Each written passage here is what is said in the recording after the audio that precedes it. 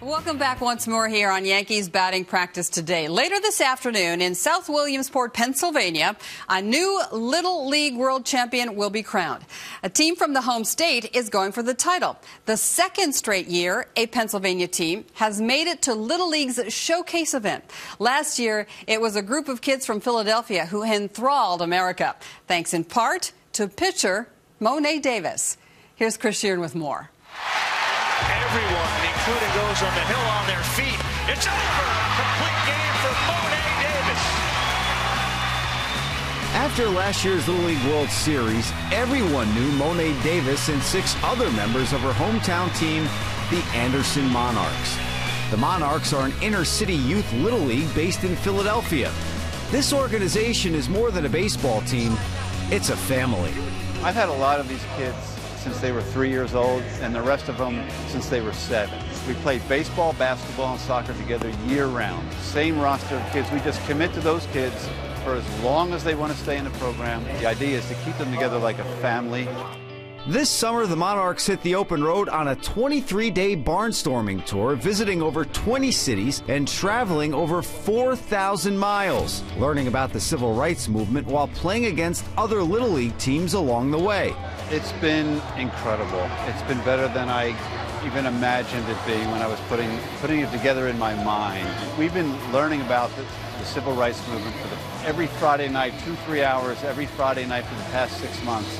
They've seen every documentary, we've read books, we've had incredible discussions, but then to actually come out on the road and mix it with baseball and touch that history and meet people that were involved in the movement and go to these historic places, it's just been amazing. It really has.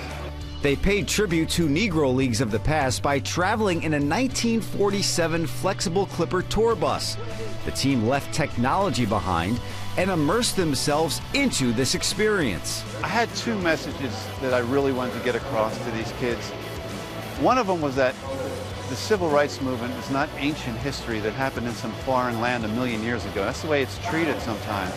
I wanted them to know that this is recent, and just because laws change doesn't always mean that attitudes change with them. The second point I wanted to make to them is that young people can affect change.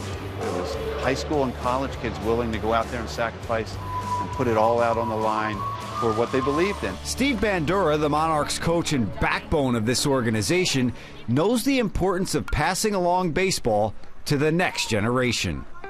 It shocked me to find out that there were no team sports, no opportunity for kids to play any team sport in this neighborhood. And I had no idea. When I grew up, there were 5 or 6 boys clubs you could play for within walking distance. I just feel like every kid should have that opportunity. And so I started more of the team sports and started with the younger kids and try to level the playing field and give those kids exactly what I had and what kids in the suburbs get. To try and prove that if you give these kids the same opportunities, that they can compete just as well. And I think if you watch our kids last summer in Williamsport, they kind of proved that in a really good way.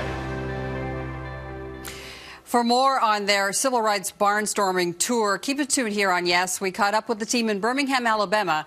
We'll have part 2 of their story on the pregame show.